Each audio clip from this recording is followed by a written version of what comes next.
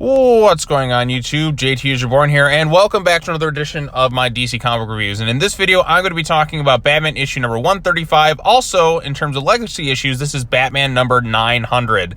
So yes, not Detective Comics. Detective Comics passed the 1,000 mark a long time ago, but this is Batman 900. Also, Batman 135, whatever you want to call it as.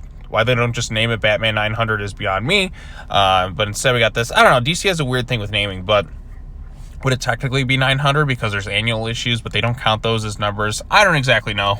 But let's go ahead and talk about this issue. Dawn of DC, Batman number 135. This is a pretty big issue. This is the conclusion to the Batman of Gotham, where Batman got launched into another part of the multiverse. Failsafe had sent him here. They had the whole Batman of Zurana thing, which is something that I still, to this day, am always kind of confused on the whole Zurana aspect of it all. But this is the conclusion of this first arc for Chip Zdarsky. This is a bigger issue. And I'll be honest, going into this final issue of this particular arc, I wasn't really all that invested as much in what I was kind of hoping for. There's been some really ridiculous moments in this particular Batman run. I mean, Batman falling from the moon, I don't know if I love it or if I just am like, what the hell? This is one of the dumbest things ever. It's had its memorable bits, but the whole multiversal thing and then revealing it as once again just another Joker story, and with this Darwin, I think Halliday character or whatever, who is another multiverse version of the Joker, who's got all this other stuff. It, like I said, always comes back to Joker in some capacity. I wasn't really feeling this as much as I kind of would have hoped for, because I was like, I feel like we've done some of this stuff before. It's not as interesting to me. But this issue, on the other hand, it is the conclusion, and it does end on a bit of an interesting note. When Batman travels the multiverse, there's some genuinely really cool surprises in this issue, but it also leaves a lot of questions going forward and how this affects the broader DC universe because of some of the stuff that happens. But I'm also wondering, does this affect, because some stuff happens in this issue, and it kind of changes things. Will it change? Will it affect the movies? Will it affect TV?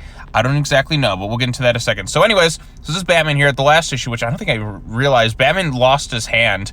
As soon as I saw him, I'm like, wait a minute, yeah, Batman doesn't have his hand anymore, and it's his right hand too, and I assume he's right-handed, which means Batman's without a hand. I guess he kind of gets a new one of some sorts. Is that going to be a big factor going forward, or are people just going to forget about that little continuity detail? But yes, Batman is without his hand. He puts a tourniquet on there. Chainsaw's in aisle 5, Batman. So if you want to be cool like Ash Williams and get the cool little chainsaw hand, but I'm sure it'll be more like a Luke Skywalker thing. It'll get some sort of robotic hand or whatever. And some Riddlers are kind of forget about that altogether or something. Because like I said, he lost his hand. It is gone. That is a missing body part. That is a bloody stump where his hand should be. And maybe he'll reattach it later on or some magic mumbo jumbo. But yes, as of right now, he is without an entire hand. So he has to kind of tourniquet it all. So he's kind of at a bit of a handicap. All the chaos is going on with the whole thing in this Darwin character. He wants to his motivations are kind of strange and all over the place. Wants to kind of be the Joker, but not really be the Joker, understand him and reach his full potential. And things aren't exactly working out the way he hopes for. And then somehow he gets lost in this machine, which is linked with all sorts of multiversal energy, because he's got all sorts of powers in that, and Batman has to basically go and track him down. He says his goodbyes to the people within this world. He has a hugging moment with this version of Alfred, and talks to Selina and all that, and this other Jewel character, and then he starts to travel the multiverse. And this is, to me, like I said, up to this point, I wasn't all that into what's been happening in the issue. And then finally, at this point, when he travels through the multiverse, that's when the issue started to get me hooked a little bit more. And I will emphasize, Jorge Jiménez's artwork is really good here, and you can tell he was having a really good time with it. But the big spoilers here is he travels to different parts of the multiverse, and he's kind of resurrecting all these various versions of Joker. And yes, that includes Jack Nicholson's version of the Joker. How this affects things going forward, because as we know, Jack Napier, aka the Joker in Batman 89, which is my favorite comic book movie of all time, the Joker died. And like I said, there's Michael Keaton there. Is this linked more to the comics? Is this going to affect the movies at all? I don't exactly know, because it's pretty clear as day that the Joker dying was a big part of that story. So yeah, Joker seemingly is kind of alive, then he gets thrust to another part of the multiverse, and we get to see all these various versions of Batman. We get some stuff from the 70s. We get the Mark Hamill Joker here. We even get the Arkham Batman, because in that universe, as you know, in Arkham Knight and all that, the Joker died, and he kind of infected Batman, and Batman revealed his identity and all that, but now the Joker is kind of back in this world. I guess that's going to be affecting the new Rocksteady Suicide Squad Kill the Justice League game. I don't know, because like I said, this has a lot of implications going forward. And then, of course, Batman Beyond. This version of the Joker comes back.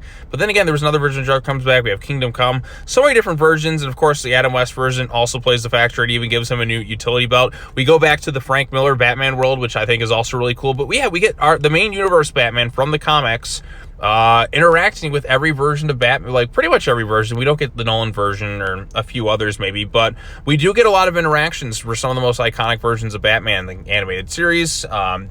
We get Michael Keaton's Batman. We get Adam West's Batman, which I thought was really, really cool to see. And, of course, he gives him the utility belt to be, like, more prepared. And it does lead to my favorite. Like I said, there's a lot of great moments in the second. Once they head to the multiverse stuff, and at one point he's fighting him, like, some crazy mind warp thing. There's sharks flying in the sky.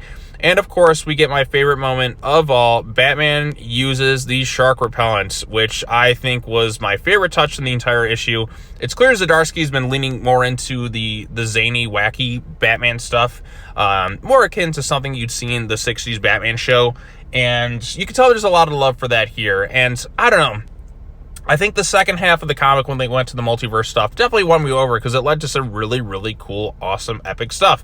I mean, I got to see the Bat Shark repellent, and I love Batman 66. I love the hell out of that series. Like, I've watched the entire series. I own it all. I've seen the movie countless times. It's very cheesy. It's very hokey, but man, I just love the hell out of that series so much. I love Adam West and all that. R.I.P. to the Light Knight, as he used to call himself, because he's the opposite of the Dark Knight.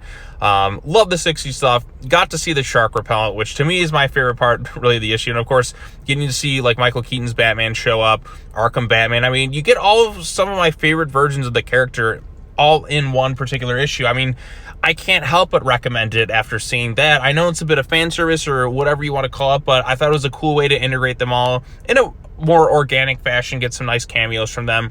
It just put a smile on my face. I'm sorry, I can't help it. And, of course, Tim Drake at the end comes to kind of bring it back home. And then we find that there's these Zur-En-Ah versions of the characters, which leaves me a little confused, because I would not have expected this from Keaton's or West's or anything else. But the whole Zur-En-Ah thing is just kind of confusing as it is, and something I never really got into all that much.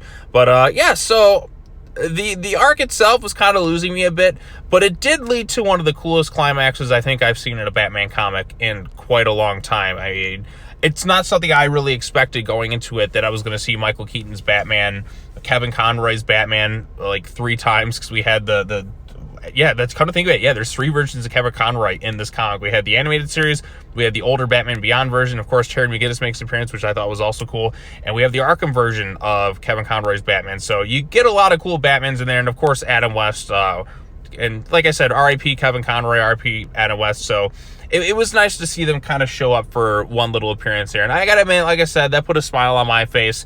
Got me choked up a little bit, just because, you know, I miss Kevin Conroy and I miss Adam West quite a bit, because, you know, they were so integral to the success of this character for many years. And to a lot of people, that's their Batman. So I thought it was a nice touch. Really loved it. I was iffy on some of the failsafe stuff. Like, failsafe seems kind of forgotten in this story.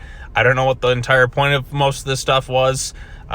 This run so far has been pretty hit or miss, and definitely leans more into the zany, wacky stuff, which I do kind of get a smile on some of the ridiculous stuff. But it did have one of the coolest climaxes I've seen in a comic in so long. You won me over with the shark repellent, and seeing those other versions of Batman. I'm sorry, there's probably some ridiculous plot holes or whatever. Maybe the stories, I'm kind of lost in some of the stuff, or like I have no idea what the repercussions or of any of this will be. But damn it, you had the shark repellents, and you got to see all those different Batman in one comic. You even got the Frank Miller one in there too. How can I not recommend this? I mean, I'm going to recommend this comic simply for the second half, because I think the second half with that is really awesome and a nice surprise. Which I did spoil in this video if you haven't read to it. But like I said, I can't help but recommend it based on that second half when he goes through the multiverse and all the crazy stuff that happens in that regards. That's just too good for me not to recommend. It's too good. So I can't. Like I said, even though they had us in the first half. Like, I thought they had us in the first half, but they really got us in the second half right here, or however that expression goes. But yeah, they really came through with the second half in terms of like the climax there. So I got to give the comic props for that.